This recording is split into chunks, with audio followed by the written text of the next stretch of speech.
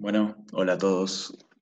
Eh, este es el tercer encuentro, la tercera entrega de esta serie de encuentros acerca de la ciencia de Goethe. Eh, para quienes recién están llegando, los dos encuentros anteriores estuvieron destinados a dos de las principales obras científicas de Goethe. Una fue La metamorfosis de las plantas y la teoría de los colores. Le dedicamos un encuentro a cada uno. Y este tercer encuentro vamos a estar enfocándonos principalmente en su abordaje científico y un poco eh, intentando experimentarlo de una manera práctica. Así que va a ser un encuentro diferente a los anteriores, tal vez con dos ejercicios que creo que nos van a ayudar a entrar un poquito en eso que él estaba buscando. Y espero que a todos les sirva para acercarse un poco más a esta manera particular de hacer ciencia y a esta manera particular de acercarse a los fenómenos. Y al final espero compartir un poquito algo de lo que yo estuve leyendo, algunas de las influencias que yo tuve, los libros y tal vez algunas organizaciones que hoy están trabajando y a las cuales uno se puede acercar y a seguir buscando información. Así que bueno, espero que lo disfruten. Voy a compartir de vuelta la pantalla eh, para tener ahí un poco de soporte de las cosas que vamos a ir viendo.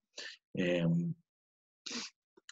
Estuve recibiendo algunos comentarios súper interesantes, algunos estuvieron haciendo preguntas y pidiendo más información. Los invito a todos a que quieran acercar a preguntar.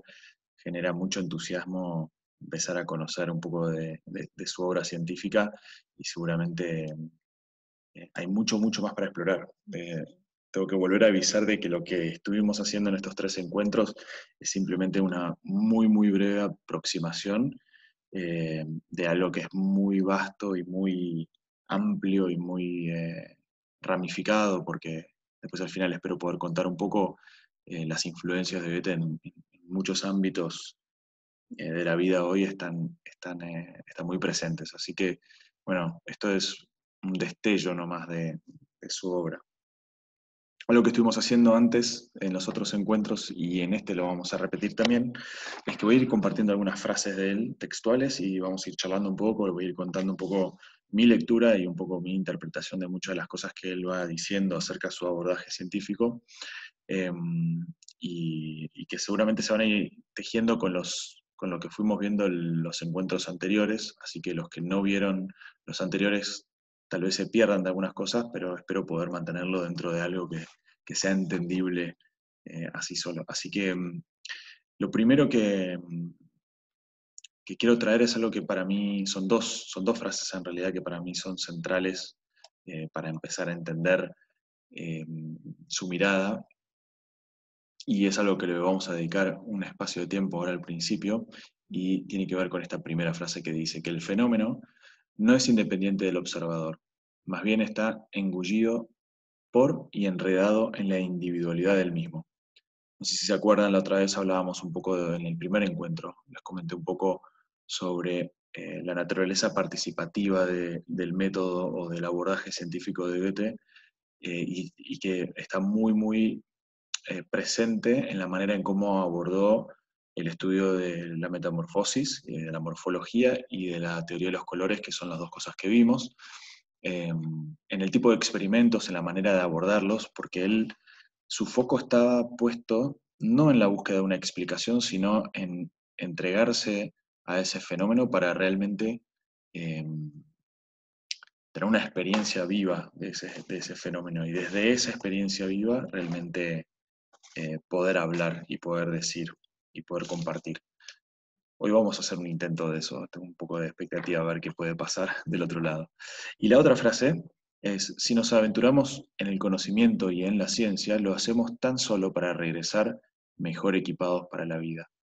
Para mí esta segunda frase está muy, muy ligada a su concepción de la ciencia. Él tal vez fue una de las razones por las cuales no fue tan aceptado en la comunidad científica en ese momento, porque él era básicamente alguien que venía de las artes y en ese momento hablamos un poco en el primer encuentro y sobre todo en el segundo también, del contexto sociocultural en el que estaba explorando Goethe con todas estas ideas, en donde muchas de las ideas de Galileo, de Copérnico, de Newton ya estaban muy instaladas y esta idea más mecanicista y materialista de la vida estaba muy en boga, con lo cual que un poeta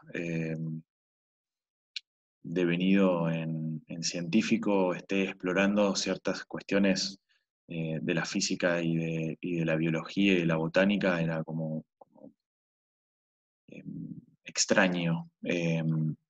Pero su postura, y creo que es algo en donde el arte lo ayuda y es en donde muchas de sus prácticas y ejercicios que están muy vinculadas a la expresión artística ayudan, es que hay un proceso de descubrimiento, de transformación, de revelación que sucede en quienes nos involucramos en sus ejercicios y en su mirada. Realmente hay algo que se activa en esa forma de mirar que es realmente transformadora. Entonces creo que eh, estas dos frases hablan un poco de los fundamentos, ¿no? De esta naturaleza participativa, fenomenológica, y por otro lado, este aspecto transformacional que tiene y que creo que enriqueció también su obra poética, porque vamos a ver después hay algunos poemas y hay mucho de su obra científica que después fue influyendo su obra como poeta. No estaban separadas. Bien, quiero empezar con un ejercicio. No quiero ponerme muy teórico, pero sí me gustaría poder hablar un poco de su método a partir de una pequeña experiencia, que tal vez muchos de ustedes ya la hayan hecho, pero espero sirva para poder hablar más claramente de algunas de sus ideas. Y, y me gustaría que estén muy atentos a lo que les va pasando mientras yo voy a ir contando algunas cosas. Esto generalmente lo hago en un grupo y es un ida y vuelta de preguntas y respuestas. Hoy va a ser diferente, espero que me sepan seguir o me puedan seguir y si llega a haber más dudas, me escriben, por favor. Entonces, les voy a mostrar esta imagen y me gustaría que se queden un ratito observándola. Em, Generalmente yo pregunto al grupo o a las personas con las que estoy qué es lo que ven y rápidamente aparece la palabra cubo y, y generalmente hay como un acuerdo unánime de que lo que estamos viendo en la pantalla es un cubo. Y suele pasar de que en algunos casos, en algún caso aparece alguien que dice, bueno, pero en realidad eh, no, digamos, hay diferentes formas de verlo. Entonces, bueno, quiero ver a ver si los que están ahora viendo este cubo o esta imagen pueden acompañarme en lo que voy a hacer. Imagínense que tomo este ángulo que está acá eh, en el medio. Imaginen que tomo ese ángulo y que lo tiro hacia afuera, que tiro la pantalla, tiro hacia afuera de la pantalla. Lo que va a suceder en la manera en cómo estamos viendo ese cubo es que este cuadrado que vemos acá va a salir al frente, como hacia arriba a la derecha, ¿no? Y este cuadrado va a quedar en el fondo. Entonces, si tiro para afuera este ángulo, veo que este cuadrado resalta hacia el frente. Ahora, si lo tiro para atrás, me da mucha gracia decirlo de esta manera, pero no me sale de otra manera. Si lo tiro para atrás, lo que va a pasar es que este cuadrado empieza a ser el cuadrado que está al frente. Suele pasar de que algunos inicialmente lo ven de una manera o de otra, algunos lo ven directamente de dos maneras y pueden alternar. Lo que le voy a pedir es que lo vieron de una manera intenten verlo de la otra manera, y los que lo vieron de la otra manera, de la otra y así. Y que intenten cambiar de uno al otro. La mejor forma para mí, por lo menos de hacerlo, es usar esto del ángulo e intentar como llevarlo para afuera o para adentro. ¿Sí? Entonces, ¿qué tenemos acá? para ir entrando un poquito en esta forma de pensar. Em, Espero que todos hayan podido ver las dos formas de ver el cubo. Si nos pusiéramos muy estrictos en el uso del lenguaje, tendríamos que decir que acá no hay un cubo, en todo caso hay una representación de un cubo. Acá tal vez lo único que hay son líneas negras sobre un fondo blanco, eh, y en realidad lo que nosotros estamos viendo eh, es el concepto que nosotros tenemos cuando asociamos todas esas partecitas, eh, y podemos ver un cubo, porque de hecho tenemos una idea de lo que es un cubo. Si no tuviéramos el concepto cubo en nuestra memoria, acá simplemente veríamos líneas negras sobre un fondo blanco. Y si no supiéramos lo que es el color negro y no supiéramos lo que son líneas, veríamos algo y no tendría mucho sentido para nosotros más que lo que está ahí. Em, Y esto tiene como cierta implicancia porque nosotros constantemente lo que estamos viendo, eh, es sentido que nosotros ya tenemos respecto de las cosas. Nosotros vemos las cosas tal cual son y las podemos nombrar porque ya tenemos una idea y tenemos un nombre o tenemos un concepto que nos explica de que, bueno, una forma de eh, cuatro lados iguales y con la misma profundidad es un cubo, entonces lo podemos nombrar, pero si no tuviéramos ese concepto no lo podríamos hacer. Eso por un lado. Y por el otro lado, de que hay más de una forma de verlo y que esa posibilidad, y espero que lo hayan podido hacer todos, de cambiar de un modo, de una forma a la otra, el cambio de esa forma depende de nuestra intención y de nuestra intencionalidad, porque en realidad nada en la imagen cambió, nada cambió en la pantalla, y lo que está cambiando es nuestra intencionalidad de la manera en cómo lo queremos ver. Entonces, simplemente para traer esto, ¿y cómo se relaciona esto con Goethe? Hay algo, y no me voy a poner muy detallista en el método, pero hay algo que para mí es central en el método de Goethe, es la importancia que tiene entender la diferencia entre dos formas de ver. Una forma de ver, y lo vimos la otra vez en relación al ojo, es, es lo que nuestro ojo recibe, es la información que recibe nuestro ojo, para el cual nuestro ojo físico, el órgano, es el encargado de codificar eso que estamos viendo. Es el que recibe esa refracción de la luz sobre los objetos y nos permite verlos, y ese es el ojo físico. Y después, por otro lado, está nuestro pensar, o nuestro ojo espiritual, dirían otros, eh, estudiosos de Goethe, que de alguna manera lo que nos permite es separar entre lo que está ahí y nuestra forma de pensar. Que automáticamente cuando nosotros vemos las cosas, y el ejemplo es de este cubo, automáticamente se mezclan. Es muy difícil eh, separarlos, a no ser que lo hagamos intencionalmente, a no ser que entrenemos una forma de mirar que nos lleve a ver las líneas y no pensemos en un cubo, sino simplemente observemos lo que está ahí, eh, y permitamos que eso que está ahí nos muestre todos sus detalles. Y después está nuestro pensamiento, en donde eh, nuestra construcción de conceptos nos permiten describir lo que está ahí. Y para Goethe esto eran dos cosas que eran de alguna manera, se podían entrenar de manera separada. Por un lado, habituar nuestra observación, y ahora vamos a hacer un intento para hacerlo, habituar nuestra observación al fenómeno en sí y no estar imponiendo los conceptos, que es un poco su crítica a la ciencia moderna de alguna manera, en donde todo estaba, y lo vimos la vez pasada en relación a la diferencia con Newton, es que no estamos aplicando un conocimiento previo a intentar entender la cosa. Que no quiere decir que no lo tengamos, sino que estamos intentando separarlo para permitir de que el fenómeno se exprese de la mejor manera y de la mayor manera posible.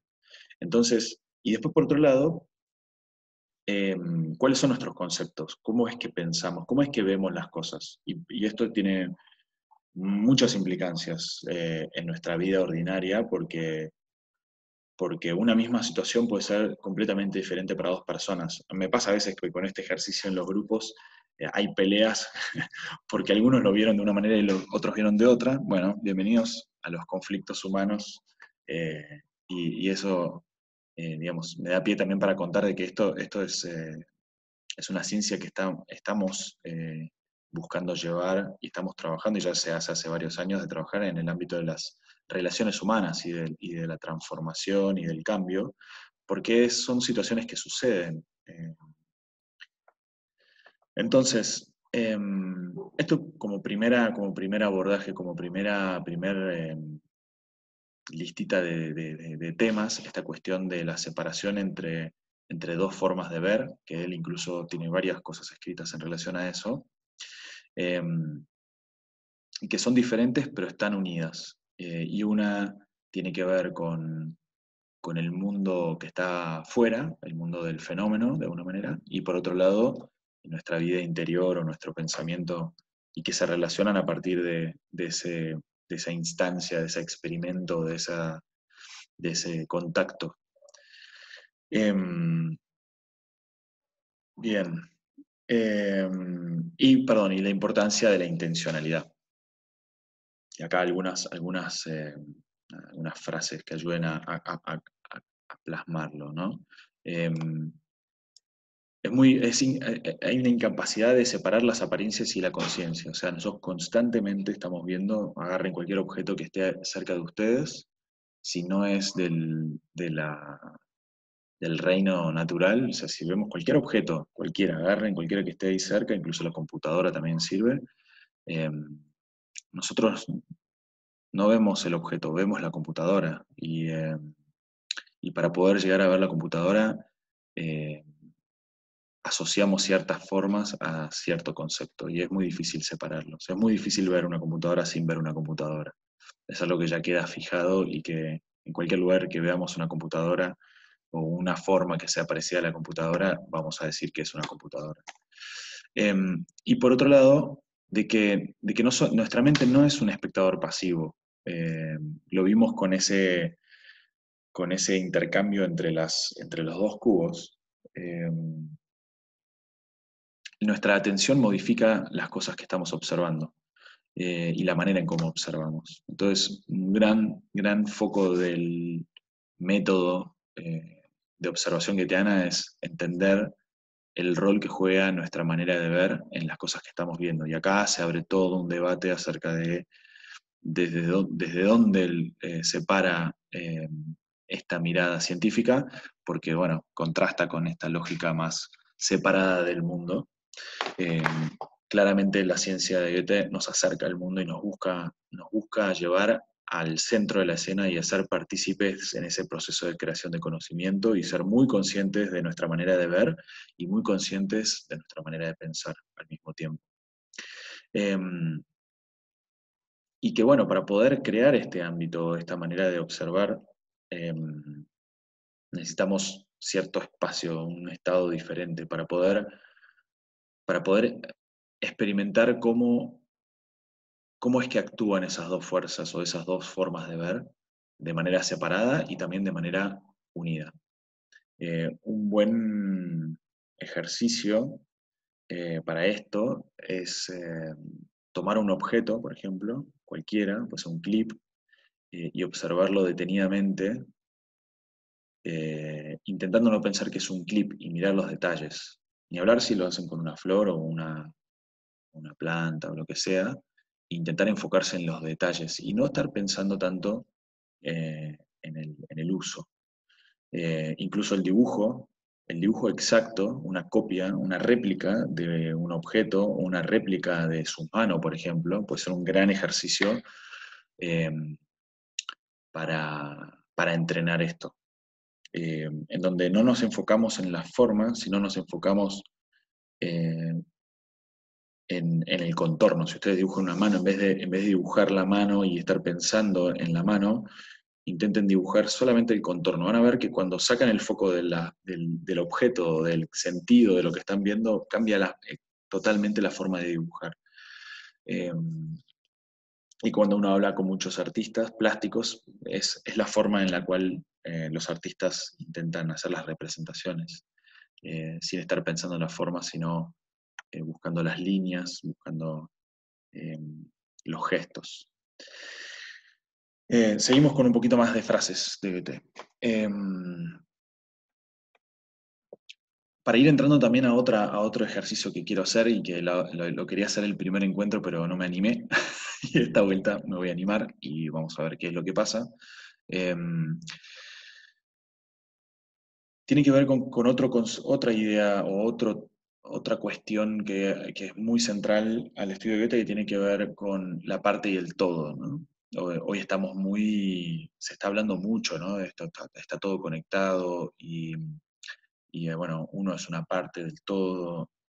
Y creo que la manera en cómo lo estamos abordando todavía nos tiene en un lugar donde estamos como racionalizándolo.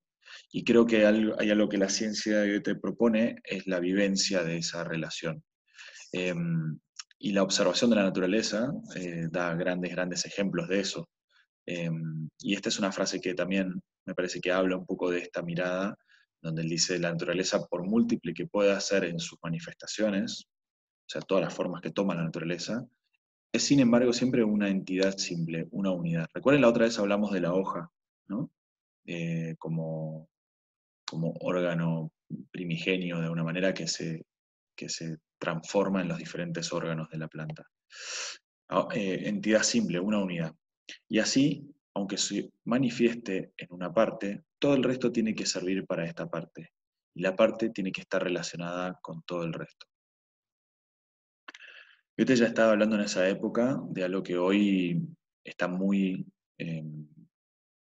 muy efervesciente, que es como cómo podemos cambiar esta forma tan mecanicista de ver las cosas a ver las cosas de una forma más holística, más integrada, más orgánica.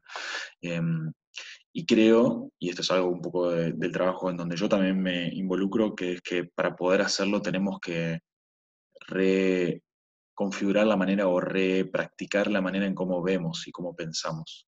Nuestro pensamiento y nuestro sistema de conocimiento y nuestra educación está muy basada aún en una ciencia que busca separar las cosas en partes, como la mariposa que vimos en el primer encuentro, eh, y no tanto en una manera que integre y que busque experimentar el todo de ese fenómeno. Espero que esto no suene muy abstracto, pero hay formas más concretas de probarlo.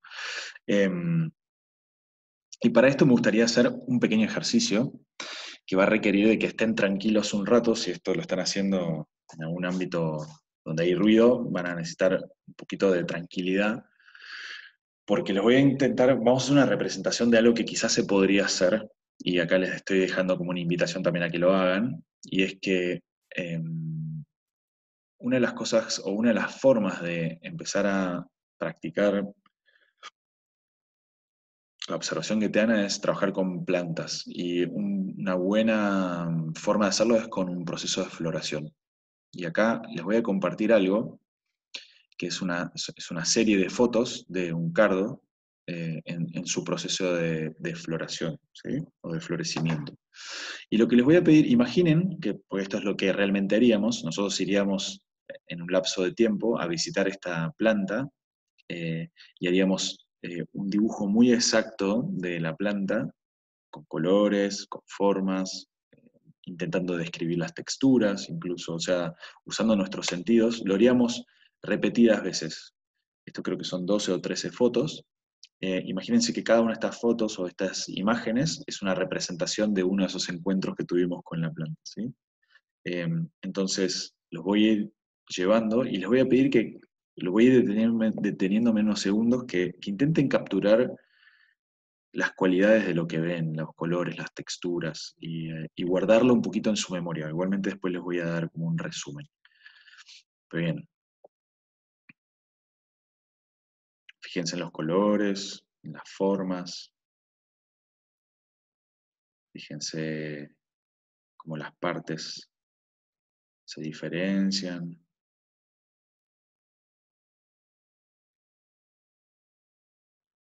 Cada una de estas fotos es un instante, un momento.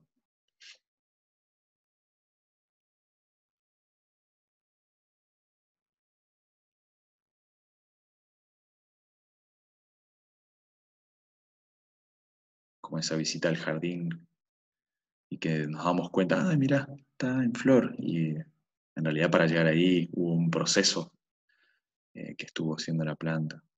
Van apareciendo otras formas.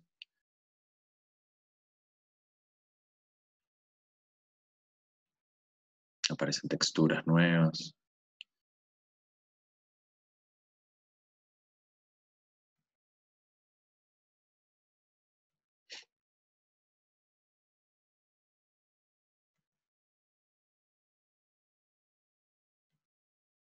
Muy bien. Bueno, esto es lo que acabamos de ver. Imagínense que tienen estas imágenes frente a ustedes, son cada uno de los dibujos que ustedes hicieron en cada uno de esos encuentros, que habrá sido, no sé cuánto tarda el cardo, pero imagino que alrededor de un mes, creo que dura la floración del cardo, un poco menos. Y entonces, ¿qué es lo qué es lo que propone BT hacer? De que nosotros acá tenemos en una secuencia, lo que sucede en realidad en un proceso que no nos frena, no hay un espacio entre cada una de esas fotos. En la naturaleza, eh, todo esto sucede en un continuo, no está separada una imagen de la otra. Sin embargo, nuestra manera de experimentar esa flor es es imposible vivenciarla. Nuestro ojo físico no ve esa secuencia. Nosotros no, cada vez que visitamos la planta es como si casi que viéramos una planta nueva, una planta diferente, una flor diferente. Entonces, lo que les voy a invitar a hacer es que miren estas fotos, intenten recorrer desde la imagen de la izquierda arriba, que sería como el comienzo de esta secuencia, hasta la derecha abajo, y vayan pasando por cada una de vuelta, intentando reconstruir ahí como los detalles, fijen la atención, intenten como prestar atención a qué es lo que va pasando. Muy bien. Entonces, lo que diría es, lo que acabamos de hacer, y no me voy a poner muy técnico de vuelta, es, le acabamos de dedicar tiempo a nuestra percepción sensorial. O sea, esto es lo que nuestros sentidos pueden captar, estas imágenes, ¿no? Obviamente con descripciones también del olfato, del tacto, las medidas, nuestra mirada más exacta. Y él lo que proponía era que una vez que hayamos hecho esto, para poder adentrarnos en el proceso, en el flujo vital de este ser, que cerremos los ojos y hagamos una reconstrucción en nuestras mentes de este viaje. Y le voy a proponer que lo hagan y que intenten viajar, cierren los ojos e intenten viajar desde la primera imagen de ese pimpollo y hagan el viaje interno de lo que recuerden, de ese viaje de floración hasta el último, en donde se ve quizás ese último tallo reseco del final de la floración. Entre medio todos esos pasos que va dando.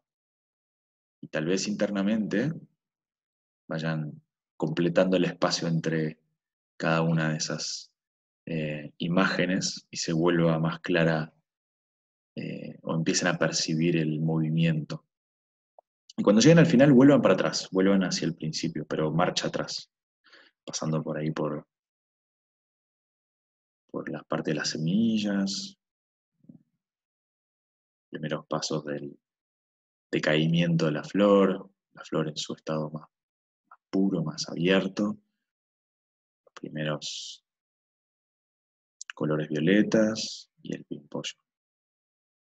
Esto lo pueden hacer para adelante y para atrás todas las veces que quieran y puedan, porque a medida que lo vamos haciendo, y a medida que espero que esté sucediendo, que se vayan completando esas partes, en realidad lo que estamos empezando a utilizar es la imaginación.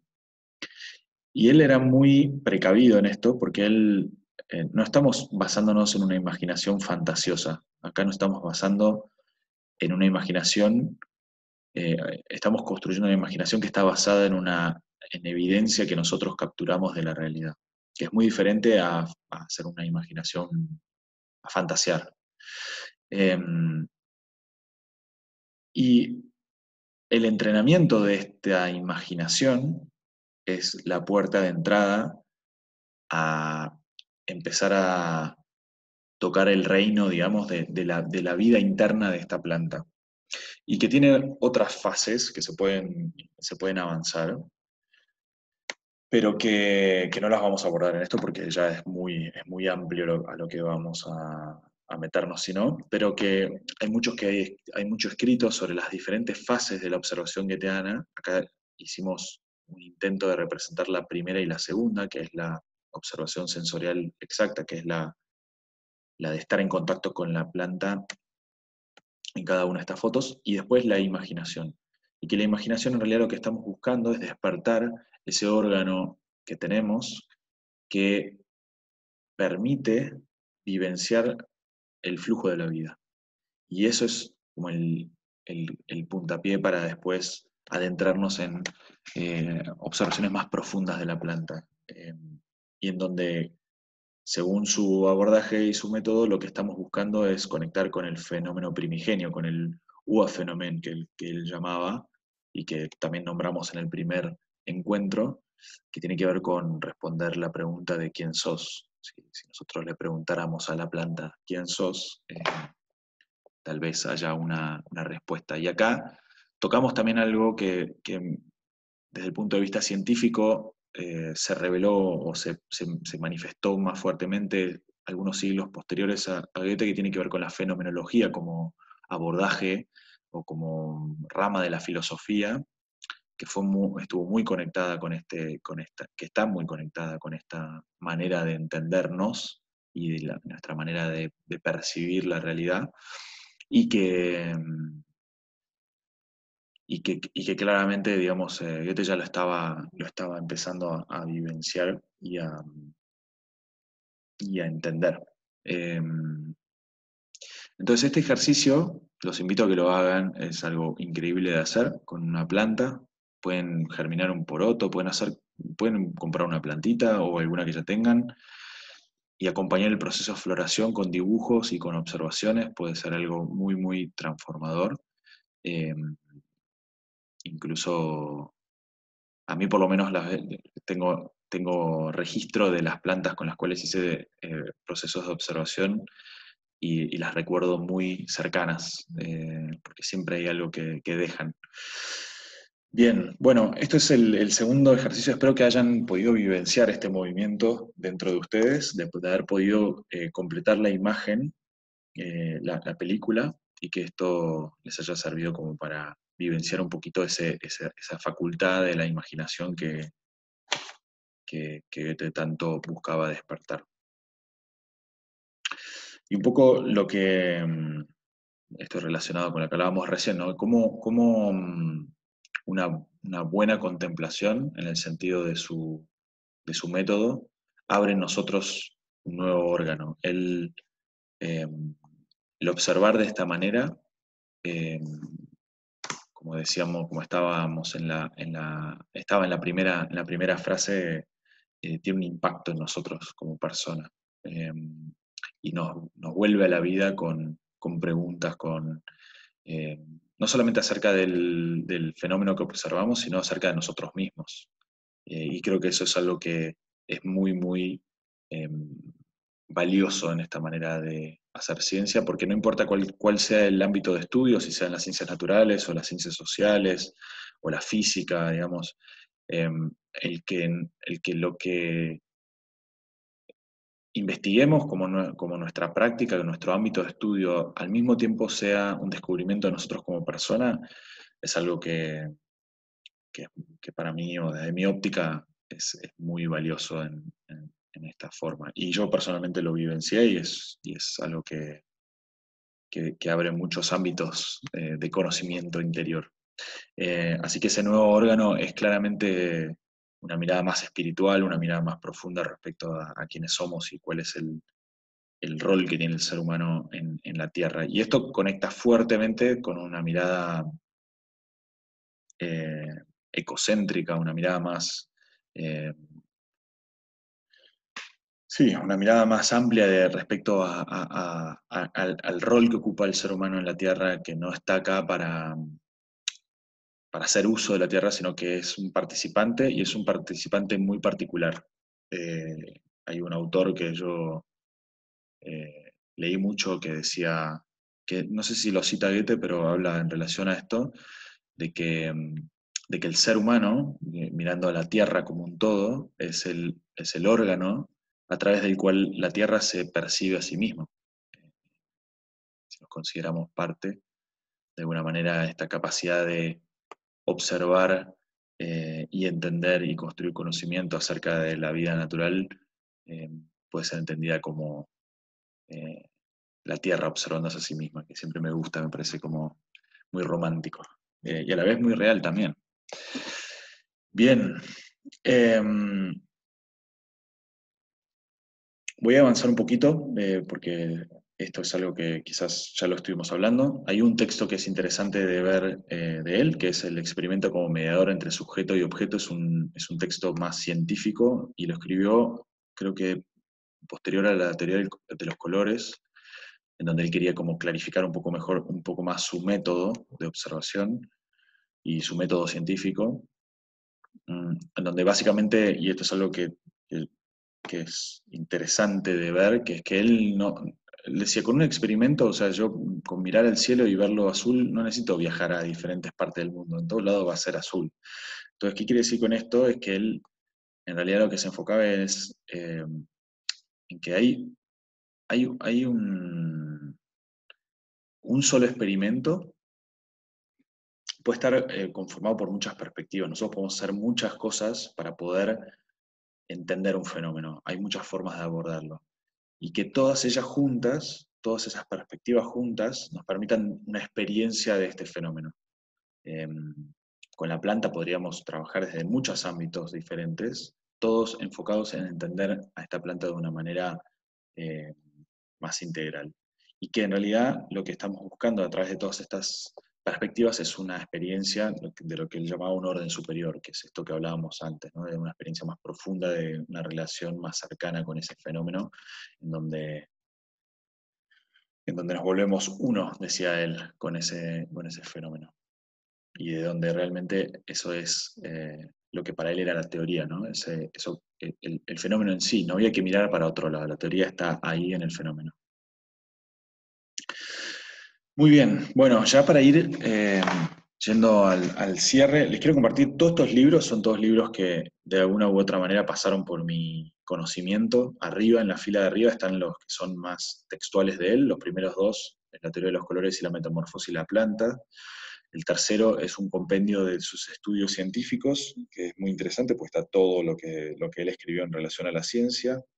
El otro es un librito que se consigue acá en Argentina, que es son frases, son extractos de su trabajo científico, que hay mucho ahí para investigar. En la segunda fila son todas personas, Henry Bortoft, Arthur Sayón, Craig Holdridge, son todos científicos que o estudiaron a Goethe, los primeros dos libros son de Henry Bortoft, que valen la pena leerlos, son muy densos, pero muy interesantes para entender más profundamente el trabajo de Goethe. Arthur Sayón es un físico muy relacionado al trabajo de David Bohm, al igual que Bortoft, y bueno, es súper interesante escuchar a físicos hablar de Goethe. Y el caos sensible, que es un estudio acerca del agua, de la naturaleza del agua, que también vale la pena, bueno, no solamente por el elemento, sino cómo es que se puede observar el agua de una manera diferente. Después hay alguien que hasta ahora creo que no nombré y que me parece que es muy relevante y que para muchos de ustedes quizás que escucharon hablar de Steiner y de las escuelas Waldorf y la agricultura biodinámica, Steiner, uno de los primeros trabajos que tuvo fue ordenar la obra científica de Goethe, con lo cual gran parte de la antroposofía y su mirada filosófica está basada en el trabajo de Goethe y muchos de los libros de Steiner eh, hacen referencia textual o indirectamente al trabajo de Goethe. Él tiene, por lo menos por mis manos, pasaron dos libros en donde él hace una lectura más profunda de Goethe, y una es Goethe, la visión del mundo, y la otra es la teoría del conocimiento, que bueno, para los que están más conectados con la antroposofía es una buena forma también de hacer el puente entre Goethe y la vida desde la mirada antroposófica. Y los otros tres son tres libros que, bueno, son más actuales. El primero de Alan Kaplan, que es con quien yo vengo estudiando hace varios años ya, y Sue Davidoff. Eh, es un libro más enfocado en, en las ciencias sociales y en el trabajo en el campo social. Cuando me refiero a lo social es al trabajo en las organizaciones, al trabajo con el cambio organizacional, etcétera, etcétera. Y los otros dos están más enfocados en el mundo de la regeneración y de los negocios, y que bueno, también es parte de lo en donde yo me involucro, y bueno, Daniel Wall y Simon Robinson son dos personas que también están ahí investigando y escribiendo, y tuvieron cercanía con Bortov los dos, con lo cual están como muy vinculados a todo este abordaje. Cualquiera que quiera acercarse a alguno de estos libros me pide, los tengo, algunos se consiguen acá importándolos, pero bueno, los de Steiner sí. Artista del Homicidio está traducido al español, que es el libro Naranja de Alan Kaplan. Participamos en la traducción y en la edición en la Argentina, está en la editorial Antroposófica. Después puedo pasar el contacto. Y por otro lado, algunas de las organizaciones que están vinculadas de alguna manera al estudio de Goethe, con las cuales yo tuve vínculo. The Nature Institute está en Estados Unidos y está muy enfocado en la investigación de las ciencias naturales desde la mirada goetheana, y escriben mucho sobre el abordaje científico. Súper interesante el trabajo de Craig Holdridge y Steve Talbot. El Goetheanum, que es el centro antroposófico en Dornach, que bueno, ahí hay mucho para investigar, está muy relacionado a la antroposofía obviamente, pero Goethe muy presente. Schumacher College, que es de Inglaterra. Bueno, ahí hay una universidad que está fuertemente influenciada por el trabajo de Goethe. Proteus Initiative, que es de Alan Kaplan y Sue Davidoff, con quienes les conté que yo vengo estudiando. Ellos están en Sudáfrica y tienen un trabajo increíble y muy profundo acerca del mundo, del entendimiento del ser humano en las organizaciones y en los procesos sociales. Y por último, bueno, no tuve mucho contacto, sé que en la sociedad antroposófica obviamente hay espacios y continuamente hay actividades y hay espacios donde se trabaja, eh, obviamente vinculado a la antroposofía, pero también al trabajo de Goethe, y la Asociación Biodinámica, de Agricultura Biodinámica, sé que ahí mucho del diseño también está vinculado a la observación de plantas y ahí se trabaja más fuertemente con el método. Así que bien, bueno, espero que les haya gustado estos tres encuentros. Sé que es mucha información y hay mucho más. A mí me entusiasma mucho, me parece que hay mucho para enriquecer la mirada actual de lo que estamos viviendo, sobre todo en este contexto de aislamiento en el que estamos, en donde me aparecen muchas preguntas respecto a cómo es que estamos haciendo las cosas. Y creo que es una buena oportunidad para abrir un poco la cabeza y acercarse a otras miradas respecto al mundo. Hay una influencia muy fuerte de Goethe en algunos autores que hoy se están tomando como base para estas miradas alternativas, o sea, Henry David Thoreau y eh, Emerson, que son dos autores que hablaron mucho sobre la relación del ser humano, escribieron sobre la relación del ser humano con la naturaleza. eh, bueno, está muy vinculado a los movimientos más ecologistas, de una mirada de la ecología profunda, incluso de la regeneración, como abordajes para el relacionamiento del ser humano con la naturaleza.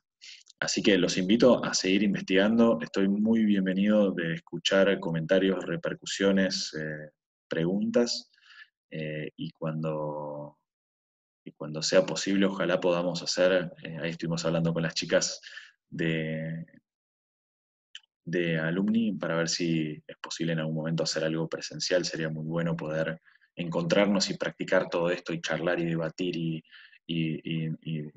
darle vuelta, porque creo que hay mucho para seguir investigando. Bueno, espero que estén todos muy bien, sanos y salvos, y hasta acá este ciclo. Muy contento de haber participado y bueno, espero que estén disfrutando un poquito de Goethe en esta mirada diferente.